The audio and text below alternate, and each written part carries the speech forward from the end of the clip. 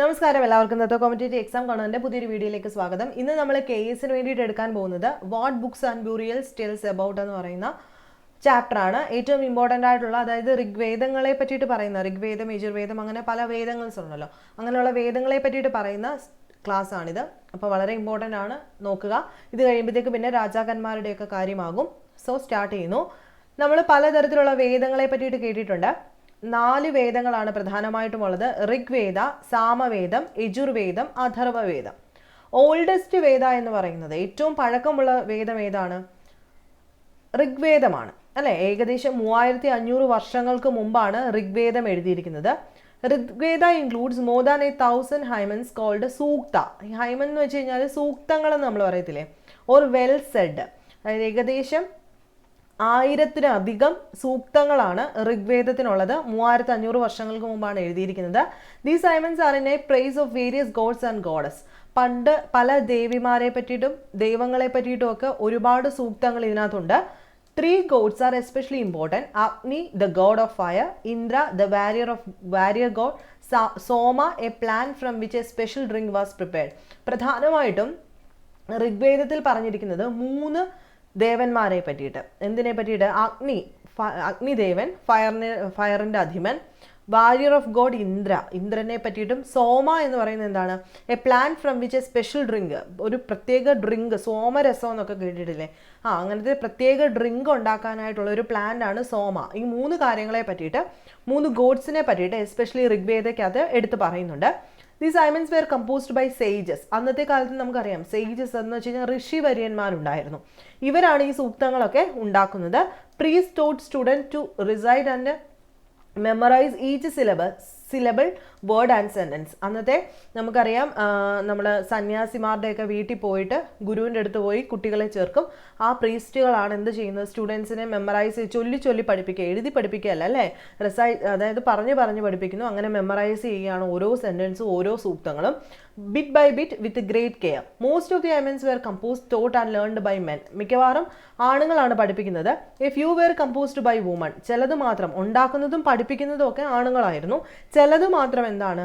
സ്ത്രീകളും പഠിപ്പിച്ചിരുന്നു. The Rigveda is an old or Vedic Sanskrit. Rigveda എന്ന് പറയുന്നത് പഴയതുമാണ്, എന്നാൽ സംസ്കൃതത്തിലാണ് എഴുതിയിരിക്കുന്നത്. Which is different from the Sanskrit you learn in school these days. അപ്പം നമ്മൾ ഇന്ന് സംസ്കൃതമൊക്കെ മെയിൻ എടുത്ത് പഠിക്കുന്ന ആൾക്കാരുണ്ടായിരിക്കും അല്ലേ. അപ്പം അങ്ങനെയുള്ള നമ്മൾ പഠിക്കുന്ന സംസ്കൃതം അല്ലായിരുന്നു ഋഗ്വേദത്തിൽ ഉപയോഗിച്ചിരിക്കുന്നത്. ഇനി സംസ്കൃതവും മറ്റ് ലാംഗ്വേജസിനെ പറ്റി പറഞ്ഞിരിക്കുകയാണ്.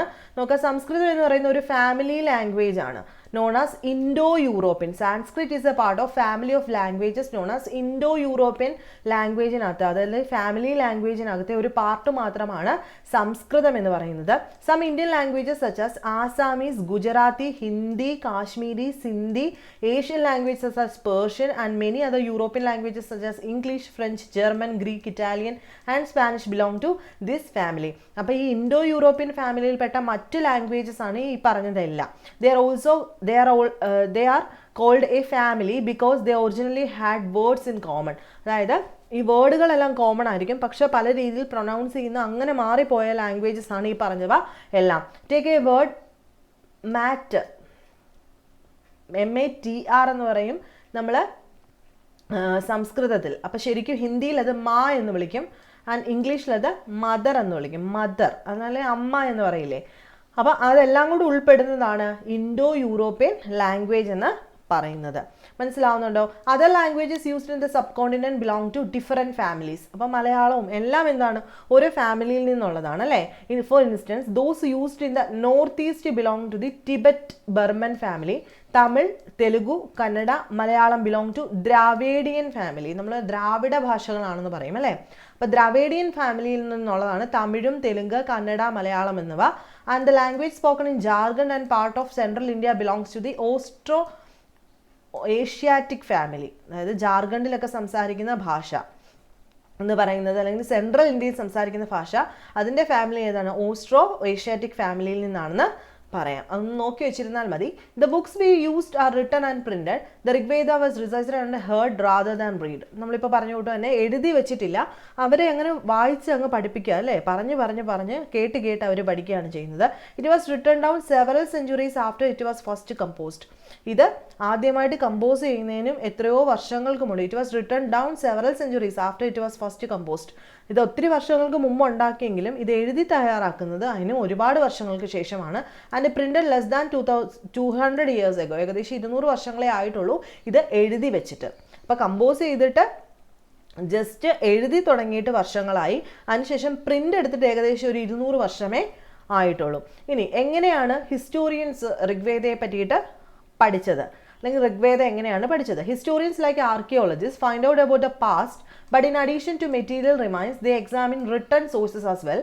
Let us see how they study the Rigveda. അപ്പോൾ നമ്മൾ ഈ പറയുന്ന കാര്യങ്ങളെല്ലാം ആർക്കിയോളജിസ്റ്റുകൾ കണ്ടെത്തി വെച്ചിരിക്കുന്നതാണ്. അപ്പോൾ അവരെങ്ങനെയാണ് പഠിച്ചതെന്ന് നോക്കാം. Some of the hymens in the Rigvedas are in the form of dialogues. ശരിക്കും ഈ ഋഗ്വേദയ്ക്കകത്ത് ഡയലോഗുകളായിട്ടാണ് സൂക്തങ്ങൾ എഴുതി വെച്ചിരിക്കുന്നത്. This is a part of one such sukta, a dialogue between a sage named വിശ്വാമിത്രനും 2 റിവേഴ്സ് ബിയാസും സത്ലജും. എവിടെ കൂടെ ഒഴുകുന്നതാണ്? കാശ്മീർ പ്രദേശങ്ങളിൽ കൂടെ ഒഴുകുന്ന സിന്ധു നദിയുടെ പോഷക നദികളായിട്ടുള്ള ബിയാസും സത്ലജും വിശ്വാമിത്ര എന്ന് പറയുന്ന മഹർഷിയുമായിട്ടുള്ള ഒരു സംഭാഷണമാണ് ഇവിടെ എഴുതിയിരിക്കുന്നത്. That were worshipped as a goddess. അപ്പോൾ അന്ന് നദികളെയൊക്കെ കണ്ടിരുന്നത് എന്താണ്? ഗോഡസ് ആയിട്ടായിരുന്നു, ദേവിമാരായിട്ടായിരുന്നു. അതിൻ്റെ ഒരു പടമാണ് ഇവിടെ കാണിച്ചിരിക്കുന്നത്. അതായത് ഇവിടെ എന്താണ് എഴുതി വെച്ചിരിക്കുകയാണ്. ആ ഒരു എന്താണ് ഈ മനസ്സിലാവുന്നുണ്ടോ? പറഞ്ഞു തരാനായിട്ട് പറ്റുന്നില്ല. ആ ഒരു ലിപിയാണ് ഇവിടെ എഴുതി വെച്ചിരിക്കുന്നത്. സംസ്കൃതത്തിൽ അന്ന് താളിയോലകളിൽ എഴുതിയിരിക്കുന്ന ആ ഒരു ലിപിയാണ് ഇവിടെ എഴുതി വെച്ചിരിക്കുന്നത്. ഇനി അങ്ങോട്ട് നോക്കിയാൽ വിശ്വാമിത്രനും റിവേഴ്സും തമ്മിലുള്ള ആ ഒരു കോൺവെർസേഷനാണ് ഋഗ്വേദയിലൊക്കെ അത് ഉൾപ്പെടുത്തിയിരിക്കുന്നത്. നിങ്ങൾ ജസ്റ്റ് ഒന്ന് വായിച്ചു നോക്കുക. വിശ്വാമിത്ര പറയുന്നു, oh rivers come down from the mountains like 2 swift horses, like 2 shining cows that lick their calves. You move like chariots to the sea through the power of Indra. You are full of water and wish to unite with one another. അപ്പോൾ reverse തിരിച്ചു പറയാണ്, we who are full of water move along the path of gods have made for us. Once we start flowing we cannot be stopped. Why do you pray to us, O sage? അപ്പോൾ ഇങ്ങനെ പോകുന്ന അങ്ങോട്ടും ഇങ്ങോട്ടുമുള്ള ഡയലോഗിൽ കൂടെയാണ് എന്ത് ചെയ്യുന്നത്, ഇവര് ആ ഒരു ഋഗ്വേദ എന്ന് പറയുന്നത് വേദങ്ങൾ പറഞ്ഞു പോകുന്നത്. അപ്പോൾ ഈ ഓരോ ഡയലോഗിനകത്തും പറയാൻ ആഗ്രഹിക്കുന്ന കാര്യങ്ങളാണ്, അല്ലെങ്കിൽ അന്നത്തെ പ്രധാനപ്പെട്ട കാര്യങ്ങൾ, ദൈവത്തെ പറ്റിയിട്ടായാലും അല്ലെങ്കിൽ ഇന്നതിൻ്റെ പവർ ഇന്ന ദൈവത്തിനാണ്, അങ്ങനെയുള്ള കാര്യങ്ങളെല്ലാം ഉൾപ്പെടുത്തിയിട്ടാണ് ഈ ഡയലോഗ്സ് എഴുതിയിരിക്കുന്നത്. അപ്പോൾ ഡയലോഗ് വായിക്കുമ്പോൾ തന്നെ നമുക്ക് മനസ്സിലാവും എന്താണ് ഇവർ പറയാൻ. ബാക്കി നോക്കുക, ഇമ്പോർട്ടൻ്റ് ആയിട്ടുള്ള കുറച്ച് പോയിന്റ്സ് ആണ് ഇവിടെ വരുന്നത്. Cattle, horses and chariots. There are many prayers in the Rigveda for cattle, children, especially sons and horses. Horses were yoked to chariots that were used in battles, which were fought to capture cattle. Battles were also fought for land, which was important for pasture and for growing hardy crops that ripen quickly, such as barley. Some battles were fought for water and to capture people. അപ്പോൾ പണ്ട് കാലത്തെ പ്രധാനപ്പെട്ട കാര്യങ്ങളാണ് ഇവിടെ പറയാൻ പോകുന്നത്. ഋഗ്വേദയ്ക്കകത്ത് ഒരുപാട് പ്രാർത്ഥനകൾ എന്തിനെ പറ്റിയിട്ടുണ്ട്? കാറ്റൽസിന് ഒരുപാട് ഇമ്പോർട്ടൻസ് കൊടുത്തിരുന്ന ഒരു കാലമായിരുന്നു ഏൻഷ്യൻ ഹിസ്റ്ററിയിലെ അന്നത്തെ കാലം എന്ന് പറയുന്നത്. പുരാതന കാലത്ത് പശുക്കൾക്ക് അല്ലാന്നുണ്ടെങ്കിൽ എസ്പെഷ്യലി സണ്ണിന് എന്ന് വെച്ച് കഴിഞ്ഞാൽ മക്കൾക്ക്, ആൺമക്കൾക്കായിരുന്നു കൂടുതൽ പ്രാധാന്യം കൊടുത്തിരുന്നത്. അതുപോലെ കുതിരകൾക്ക് വലിയ രീതിയിൽ പ്രാധാന്യം കൊടുത്തിരുന്നു. അതായത് ഈ കുതിരകളെ എന്താണ് ചെയ്തിരുന്നത്? കുതിരകളെ പൂട്ടി രഥം ഉണ്ടാക്കിയിട്ട് അവർ യുദ്ധത്തിന് പോകുമായിരുന്നു. എന്നിട്ട് എന്താണ്, ആരെയാ പിടിച്ചടക്കുന്നത്? ശരിക്കും പശുക്കളെ, അങ്ങനെയുള്ള ആ ഒരു കന്നുകാലികളെയാണ് പിടിച്ചെടുക്കുന്നത് അല്ലേ. അപ്പം ഈ കന്നുകാലികൾക്ക് വേണ്ടിയിട്ടായിരുന്നു അന്ന് ഏറ്റവും കൂടുതൽ യുദ്ധങ്ങൾ നടന്നുകൊണ്ടിരുന്നത്. അപ്പോൾ ഏറ്റവും കൂടുതൽ കന്നുകാലികൾ എവിടെയാണോ ഉള്ളത് അവിടെ പോയിട്ട് യുദ്ധം ചെയ്ത് ആ കന്നുകാലികളെല്ലാം കൈക്കലാക്കുക അല്ലേ. അപ്പൊ ചിലയിടങ്ങളിൽ ഭൂമിക്ക് വേണ്ടിയിട്ടും യുദ്ധമുണ്ടായിരുന്നു, ചിലയിടങ്ങളിൽ എന്തിനു വേണ്ടിയിട്ട്? വെള്ളത്തിന് വേണ്ടിയിട്ട് യുദ്ധമുണ്ടായിരുന്നു അല്ലേ. അതായത് മനുഷ്യരെ പിടിച്ചുകൊണ്ട് വരുന്ന രീതിയിലുള്ള, അവിടെ പോയി യുദ്ധം ചെയ്തിട്ട് ഭൂമി പിടിച്ചടക്കി, വെള്ളം പിടിച്ചടക്കി. Some battles were fought for water and to capture people. എന്നിട്ട് ആൾക്കാരെ എല്ലാം പിടിച്ചെടുക്കുന്ന യുദ്ധങ്ങളും പണ്ട് കാലത്തുണ്ടായിരുന്നു. Some of the wealth that was obtained was kept by the leader, some was given to the priest and the rest was distributed among the people. അതായത് അന്ന് പിടിച്ചെടുക്കുന്ന ആ ഒരു വെൽത്ത് ഉണ്ടല്ലോ, കിട്ടുന്ന വെൽത്ത് എന്ന് പറയുന്നത് കാറ്റിൽസ് ആണെങ്കിൽ കാറ്റിൽസിനെയാണ് പിടിച്ചുകൊണ്ട് വരുന്നത്. അത് പിടിച്ചുകൊണ്ട് വരുന്നത് ഈ യുദ്ധം നയിച്ച ലീഡറാണ്. അതിനകത്ത് കുറേയൊക്കെ എന്ന് പറയുന്നത് പ്രീസ്റ്റുകൾ, അന്ന് പ്രീസ്റ്റുകൾക്ക് വലിയ പ്രാധാന്യം ഉണ്ടായിരുന്ന കാലമായിരുന്നു. അവർക്ക് കൊടുക്കും, എന്നിട്ട് ബാക്കിയെല്ലാം എന്ത് ചെയ്യും? ഡിസ്ട്രിബ്യൂട്ട് ചെയ്യും, അത് ഈക്വലി വിതരണം ചെയ്യും ആൾക്കാർക്ക്, മറ്റു ആൾക്കാർക്കൊക്കെ വേണ്ടിയിട്ട്. Some wealth was used for the performance of yajnas or sacrifice in which offerings were made into the fire. അതായത് ഈ തീക്കകത്ത് അങ്ങനെ ഉണ്ടല്ലോ, അതായത് യാഗങ്ങൾ നടത്തില്ലേ, കണ്ടിട്ടില്ലേ നമ്മൾ പണ്ടത്തെ പുരാതന സീരിയലിലൊക്കെ യാഗങ്ങൾ നടത്തുന്നത്, അങ്ങനെ പെർഫോം ചെയ്യാൻ വേണ്ടിയിട്ടും ഈ പണം ഉപയോഗിച്ചിരുന്നു, ഈ യുദ്ധം ചെയ്ത് കിട്ടുന്നത്. These were mean for god and goddess. അപ്പോൾ ഇങ്ങനെ യാഗം നടത്തുന്നത് എന്തിനു വേണ്ടിയിട്ടാണ്? ദൈവങ്ങളെ പ്രീതിപ്പെടുത്താൻ വേണ്ടിയിട്ടാണ്. Offering could include ghee, grains and in some cases animals. അതായത് ഏറ്റവും കൂടുതൽ ഇവിടെ ഓഫർ ചെയ്യുന്നത് നമ്മൾ കണ്ടിട്ടുണ്ട് നെയ്യ് ഒഴിച്ചിട്ട് അല്ലെങ്കിൽ ധാന്യങ്ങൾ ഇട്ടിട്ട്, അല്ലെങ്കിൽ ചില കേസസിൽ ആനിമൽസിനെ വരെ അവർ തീയിലിട്ടിട്ട് അങ്ങനെ ഓഫറിങ്സ് ഒക്കെ ചെയ്യാറുണ്ട്. തീയിലിടാൻ മാത്രമല്ല ബലി കഴിപ്പിക്കുക എന്നുള്ളൊരു പ്രോസസ്സും പണ്ടുണ്ടായിരുന്നു. Most men took part in these wars. അതായത് ആ രാജ്യത്ത് ആരൊക്കെ ഉണ്ടോ, ഈ രാജ്യം എന്ന് പറയുന്ന ഒരു കാര്യമൊന്നും അന്നില്ല. ഒരു സ്ഥലം, ഒരു പർട്ടിക്കുലർ സ്ഥലം, അവിടെ പോയിട്ട് കുറേ ആൾക്കാർ താമസിക്കുന്നു, അത് അവരുടെ ആയിട്ട് മാറി. അപ്പം അങ്ങനെ ഉള്ളിടത്തല്ല ഈ മനുഷ്യരെല്ലാം തന്നെ, അവിടെയുള്ള ആണുങ്ങളെല്ലാം തന്നെ എന്താണ്, വാറിൽ, അതായത് യുദ്ധത്തിൽ പങ്കെടുക്കുമായിരുന്നു. These was no regular army but there were assemblies where people met and discussed matters of war and peace. അപ്പോൾ ഇന്നത്തെ പോലത്തെ ആ ഒരു അസംബ്ലി ഒന്നുമില്ല, ആൾക്കാർ പട്ടാളക്കാരെന്ന് പറയുന്ന ഒരു അസംബ്ലി ഇല്ല. പക്ഷേ ആൾക്കാരെല്ലാം കൂടെ ഒരുമിച്ച് ചേർന്നിട്ട് എന്ത് ചെയ്യും, യുദ്ധത്തെ പറ്റിയിട്ടും അല്ലെങ്കിൽ സമാധാനത്തെ പറ്റിയിട്ടും ഒക്കെ ചർച്ച ചെയ്യുമായിരുന്നു. They also choose leader who wear often Brave and skilful ആയിട്ടുള്ള. അതിൽ നിന്ന് ഇവരെന്താ ചെയ്യുന്നത്, സ്കിൽഫുൾ ആയിട്ടുള്ള അല്ലെങ്കിൽ ബ്രേവ് ആയിട്ടുള്ള ധൈര്യമുള്ള ഒരു ലീഡറിനെ ഇവർ ഈ കൂട്ടത്തിൽ നിന്നും തിരഞ്ഞെടുക്കുകയായിരുന്നു ചെയ്തിരുന്നത്. ഇനി വേർഡ്സ് ടു ഡിസ്ക്രൈബ് പീപ്പിൾ എന്ന് പറയുന്നതാണ് നെക്സ്റ്റ് പറയാൻ പോകുന്നത്.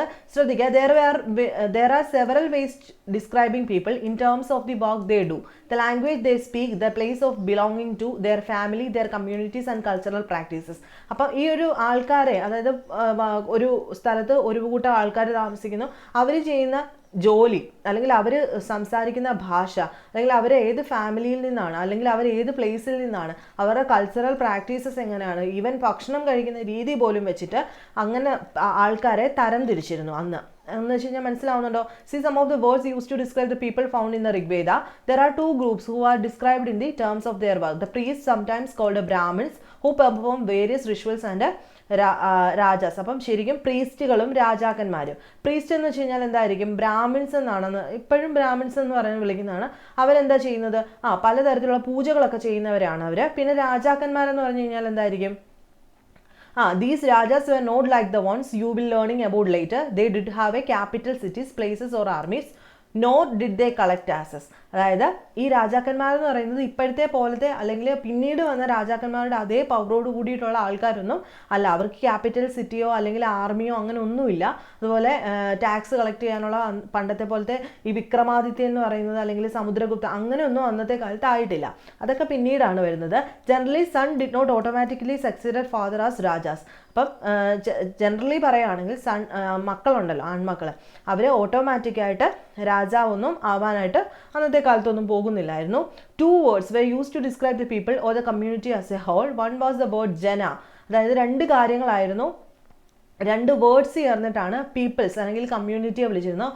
ഒന്നാമത്തെ ജനങ്ങളെന്ന് നമ്മളിപ്പോൾ വിളിക്കുന്ന jana, which we still use in Hindi and other language. The other was vish. Vish means the word vaishya comes from wish.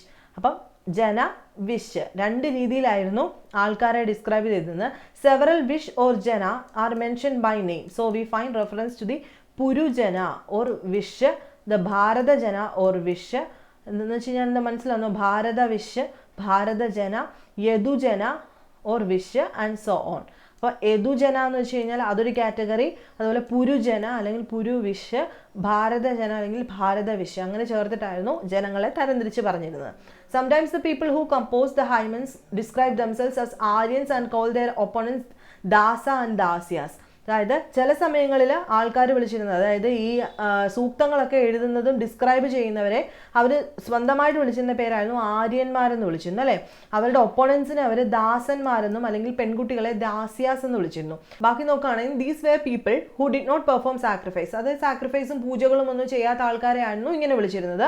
Our different languages ഒക്കെ സംസാരിക്കും. ലേറ്റർ ദ ടേം ദാസ, അതിൻ്റെ സ്ത്രീ രൂപം വരുമ്പോൾ ദാസി എന്ന് പറഞ്ഞു, അല്ലെങ്കിൽ സ്ലേവ് എന്നായിട്ട് മാറി, അടിമകൾ എന്നുള്ള രൂപത്തിൽ അല്ലെങ്കിൽ ജോലിക്കാർ എന്നുള്ള രൂപത്തിലേക്ക് മാറി. Slaves were woman and men who were often captured in war. എന്ന് വെച്ച് കഴിഞ്ഞാൽ യുദ്ധമൊക്കെ പറഞ്ഞപ്പോൾ നമ്മൾ പറഞ്ഞില്ലേ ആൾക്കാരെ പിടിച്ചെടുത്തുകൊണ്ട് വരുമെന്ന്. അപ്പോൾ അങ്ങനെയുള്ള പിടിച്ചെടുക്കപ്പെടുന്ന ആൾക്കാർക്ക് പറഞ്ഞ പേരാണ് സ്ലേവ്സ് അല്ലെങ്കിൽ ഈ അടിമകൾ എന്ന് പറയുന്നത്. They were treated as the property of their owners who could make them do whatever work they wanted. അതായത് രാജാവെന്ന് പറയുന്നില്ല, ഈ പിടിച്ചെടുത്ത ആൾക്കാർ പറയുന്ന ജോലികളെല്ലാം ഇവർ ചെയ്തു കൊടുക്കണം. While the Rigveda was being composed in the northwest of the subcontinent, there were other development elsewhere. അതായത് ഏകദേശം നോർത്ത് വെസ്റ്റിലാണ് സബ് കോണ്ടിനെന്റിന്റെ ഏത് ഋഗ്വേദ കമ്പോസ് ചെയ്ത സ്ഥലം എന്ന് പറയുന്നത്. ഇനി ബാക്കി നോക്കിക്കോളൂ.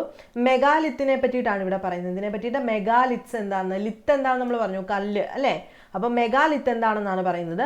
These stones boulders are known as megalith, literally big stone. അപ്പം മൈക്രോ ലിത്ത് എന്ന് വെച്ച് കഴിഞ്ഞാൽ ചെറിയ കല്ല്, മെഗാലിത്ത് എന്ന് പറഞ്ഞു കഴിഞ്ഞാൽ എന്തായിരിക്കും, വലിയ കല്ല് എന്നാണ് പറയുന്നത്. അത് ഇലസ്ട്രേഷൻ വേണ്ടി ഇവിടെ കാണിച്ചിട്ടുണ്ട്, അതിനെ പറ്റിയിട്ട് പറയാം.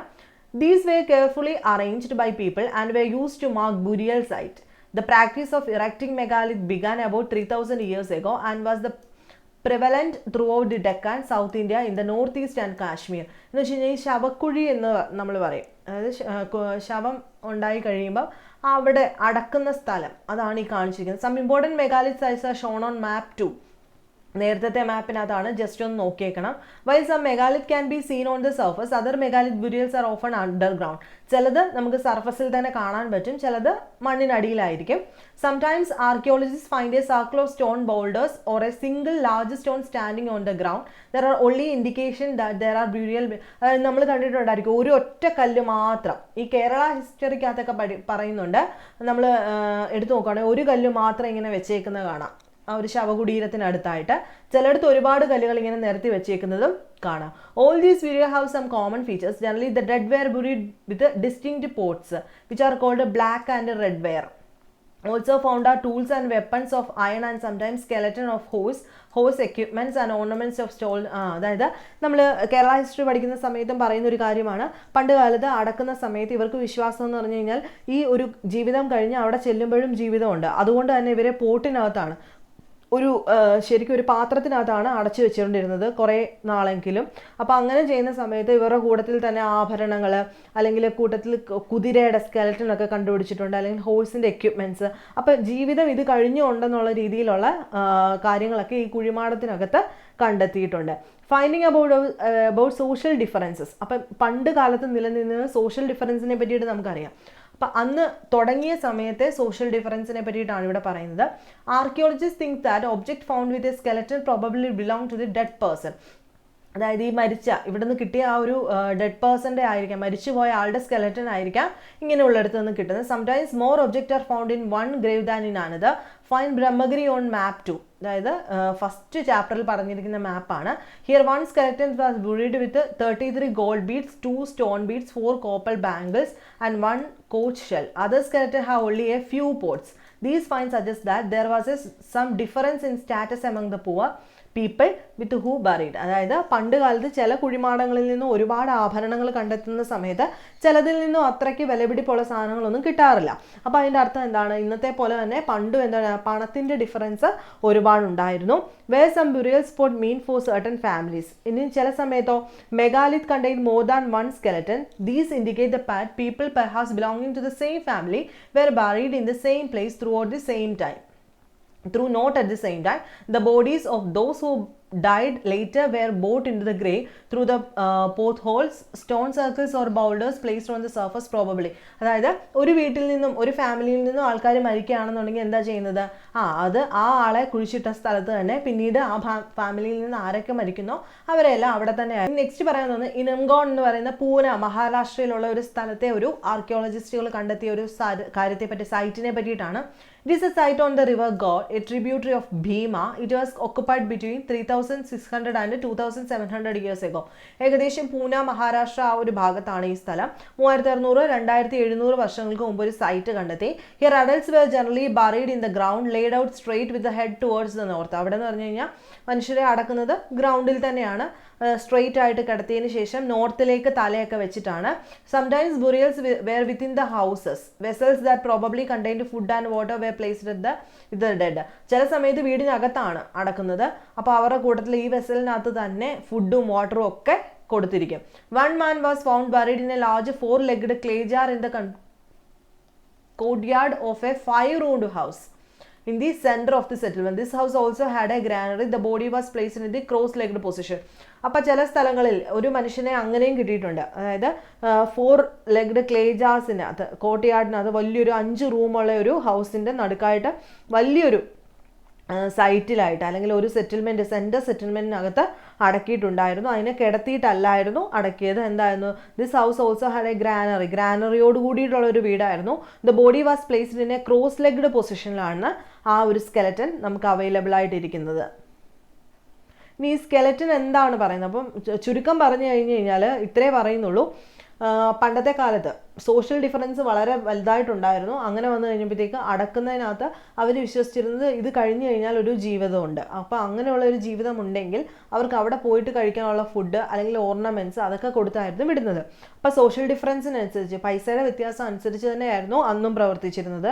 ചിലർക്ക് പൈസ ഇല്ലാത്തവരാണെന്നുണ്ടെങ്കിൽ അവരുടെ ശവകുടീരം എന്ന് പറയുന്നത് അങ്ങനെ ഭയങ്കര വിലപിടിപ്പുള്ള സാധനങ്ങളൊന്നും അതിനകത്ത് വെച്ചിട്ടില്ലായിരുന്നു. മറ്റതാണെന്നെങ്കിൽ ഒരുപാട് വിലപിടിപ്പോട് കൂടിയ സാധനങ്ങളോട് കൂടിയിട്ടാണ് അവരെ അടക്കിയിരുന്നത്. ഇനി ഒക്കുപ്പേഷൻ നോക്കുകയാണെങ്കിൽ ഈ ഇനമുഗോണിലെ ഒക്കുപ്പേഷൻ നോക്കുകയാണെങ്കിൽ അവിടെ വീറ്റും ബാർലിയും റൈസും പൾസസും മില്ലറ്റും പീസും ഒക്കെ കണ്ടെടുത്തിട്ടുണ്ട്. Bones of a number of animals many bearing cut marks that show that may have be use. അതായത് അവിടെ ഒരുപാട് ധാന്യങ്ങൾ അതുപോലെ ആനിമൽസിനെയൊക്കെ വേട്ടയാടി പിടിച്ച് കഴിച്ചിരുന്നതായിട്ട് കാണാൻ പറ്റുന്നുണ്ട്. അതായത് ബഫല്ലോ, ഗോട്ട്, ഷീപ്പ് ഇങ്ങനെയുള്ള ഒരുപാട് പേരുടെ എന്ത് കിട്ടിയിട്ടുണ്ട്? ഒരു സ്കെലറ്റൻ കിട്ടിയിട്ടുണ്ട്. അതുപോലെ besides birds, crocodile, turtle, crab and fish there is evidence that fruits such as ber, amla അങ്ങനെയുള്ള എല്ലാ കാര്യങ്ങളും സെലക്ട് ചെയ്ത് നല്ല രീതിയിൽ ജീവിച്ചിരുന്ന ഒരു സ്ഥലമായിരുന്നു പൂനായിലെ ഈ ഒരു സ്ഥലം എന്ന് പറയുന്നത്. ഇവിടുത്തെ കാര്യമാണ് നമ്മളിപ്പോൾ ഇവിടെ പറഞ്ഞില്ലേ, അവിടെ നിന്ന് കിട്ടിയ ഒരു ശവകുടീരത്തിലെ കാര്യമൊക്കെ. അപ്പം നെക്സ്റ്റ് നമ്മൾ ആ ഒരു ഡിഫറൻസ് ഈ ഒരു ചാപ്റ്ററിനകത്ത് പ്രധാനമായിട്ടും പറയുന്നത് എന്താണ് ആർക്കിയോളജിസ്റ്റുകൾക്ക് പണ്ട് കാലത്തെ ആ ഒരു ശവകുടീരങ്ങളിൽ നിന്ന് മനസ്സിലായിരുന്ന കാര്യങ്ങൾ, ഋഗ്വേദ ഒറിജിനേറ്റ് ചെയ്തതിനെ പറ്റിയിട്ടും അതുപോലെ ഋഗ്വേദ എങ്ങനെയായിരുന്നു ഒറിജിനേറ്റ് ചെയ്ത് വന്നത്, അതുപോലെ രാജാവ് എന്ന് പറയുന്ന ആൾ എങ്ങനെയായിരുന്നു ഉയർന്നു വന്നിരുന്നത്. രാജാവ് എന്ന് പറയുന്നത് ഇന്നത്തെ കാലത്തെ പോലെ വന്നിട്ടില്ല എങ്കിൽ പോലും ഒരു രാജ അല്ലെങ്കിൽ ഒരു ലീഡർ എന്ന് പറയുന്ന ക്വാളിറ്റിയിലേക്ക് എങ്ങനെയാണ് അവർ വന്നത്, യുദ്ധം എന്തിനു വേണ്ടിയിട്ടായിരുന്നു എന്നുള്ള കാര്യങ്ങളാണ് ഈ ഒരു ചാപ്റ്ററിൽ നമ്മൾ ചർച്ച ചെയ്തത്. നെക്സ്റ്റ് ചാപ്റ്ററിനകത്ത് രാജാക്കന്മാർ ഉയർന്നു വരുന്നതിനെ പറ്റിയിട്ടും അശ്വമേധത്തെ പറ്റിയിട്ടും ഒക്കെ ഡീറ്റെയിൽഡ് ആയിട്ട് പറയും. അതിനുശേഷം അശോക ചക്രവർത്തി അങ്ങനെ വരുന്ന ഒരുപാട് ചക്രവർത്തിമാരുടെ കാര്യം തുടങ്ങുന്നതോടുകൂടിയാണ് ഏൻഷ്യൻ ഹിസ്റ്ററി കറക്റ്റ് രീതിയിലേക്ക് പോകുന്നത്. അപ്പോൾ ഏൻഷ്യൻ ഹിസ്റ്ററി കഴിഞ്ഞ് കഴിഞ്ഞാൽ നമ്മൾ മിഡീവൽ ഹിസ്റ്ററിയിലേക്ക് കടക്കും. അതിനു മുമ്പ് ഏൻഷ്യൻ ഹിസ്റ്ററി കംപ്ലീറ്റ് ആയിട്ട് ഓരോന്നും എടുത്തെടുത്ത് പഠിക്കാനായിട്ടുണ്ട്. അപ്പോൾ ഇന്നത്തെ വീഡിയോ ഇവിടെ നിർത്തുകയാണ്. നന്ദി, നമസ്കാരം.